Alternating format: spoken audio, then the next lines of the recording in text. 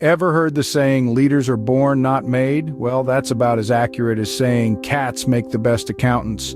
Leadership isn't an innate quality, but a skill set that can be honed and developed. It's about embodying certain traits that inspire, motivate, and effectively guide others. Misconceptions abound, but today we're setting the record straight.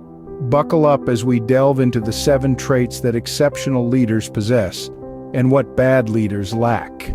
First up, we've got the visionary mindset. No, this doesn't mean your leader needs to be a psychic. But what it does mean is that exceptional leaders are those who can see beyond the horizon.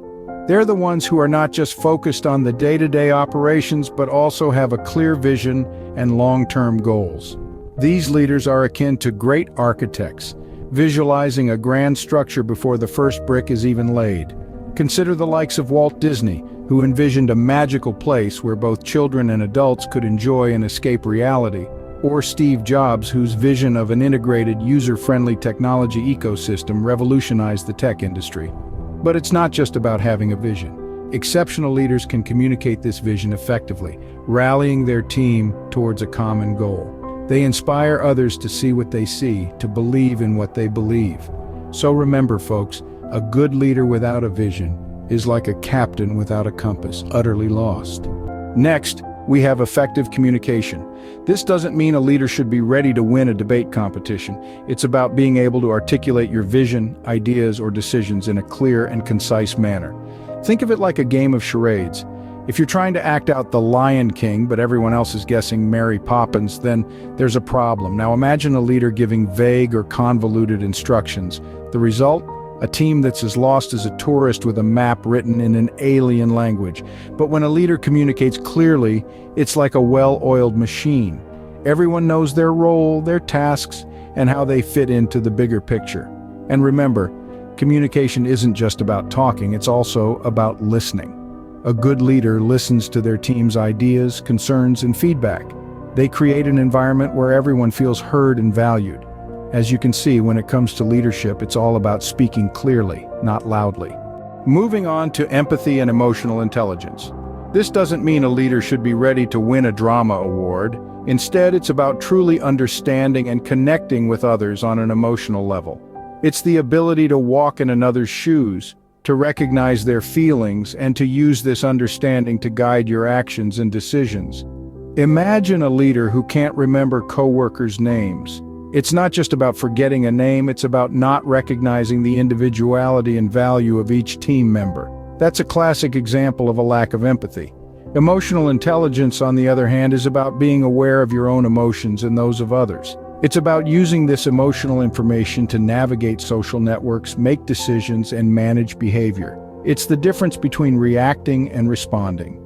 In a nutshell, empathy and emotional intelligence are about relationships. It's about connecting with people and not just processes. Remember, a good leader doesn't just understand the business, they understand the people in it. Next on the list is decisiveness. This doesn't mean a leader should be ready to win a chess game. Decisiveness isn't about making snap judgments. It's about making timely, well-informed decisions, even when the pressure is on. Consider a leader who spends half the afternoon deciding what to order for lunch. By the time they make a choice, the lunch hour is over and everyone is back to work on an empty stomach. Funny, right? But it underscores a key point. Indecision can be a significant roadblock, causing delays, missed opportunities, and even a loss of confidence from the team. A decisive leader, on the other hand, assesses the situation, weighs the pros and cons, seeks advice if necessary, and then makes a decision. They're like a seasoned chef, swiftly chopping ingredients, not because they're in a rush, but because they know exactly what they're doing. So, folks, a good leader is like a good referee, decisive, fair, and not afraid to make the call. Our next trait is accountability. This doesn't mean a leader should be ready to win a responsibility contest. It's about more than just owning up to mistakes. It's about embracing the consequences of your decisions, both good and bad. It's about standing tall when things go south, and not just when you're basking in the glow of success. Picture this: a leader blaming their failures on the office plant. It was too green, too distracting, they say. As ludicrous as it sounds, it's not far from reality when leaders refuse to accept blame. Accountability is about recognizing that when the team triumphs, it's a collective victory. But when the team stumbles, it's the leader who must first look inward for solutions. It's about creating a culture where people feel safe to take risks, knowing they won't be unfairly blamed if things don't pan out. So, remember folks, a good leader takes the blame and shares the fame. Next up, we have adaptability. This doesn't mean a leader should be ready to win a survival reality show. Rather, it's about being agile, flexible, and open to change in a world that's constantly evolving. Imagine a leader who clings to outdated practices while everyone else is embracing new technology. It's like trying to navigate a modern city with a medieval map. The key to adaptability is understanding that change is inevitable, and it's not always a bad thing. It's about seeing change as an opportunity to learn, grow, and innovate. It's about being resilient in the face of challenges and staying nimble enough to pivot when necessary. It's about learning from past experiences but not being shackled by them. A static leader in a dynamic world is like a ship anchored in the middle of a storm. Adaptability is not about changing who you are, but about adjusting your strategies and approaches to achieve your goals. As you can see, a good leader is like a chameleon, always ready to adapt.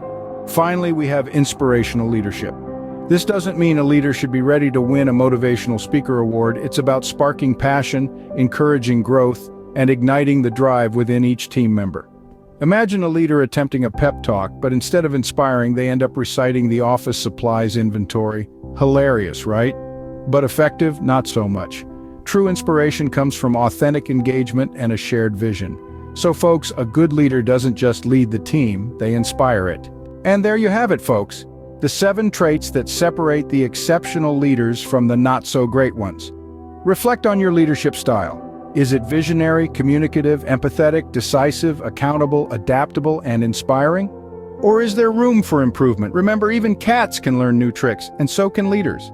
Before we wrap up, folks, we've got one last thing to share. If you found this video valuable and want more content like this, be sure to hit that subscribe button. And don't forget, click the bell icon too, so you'll be the first to know when we upload new videos. Until next time, keep leading.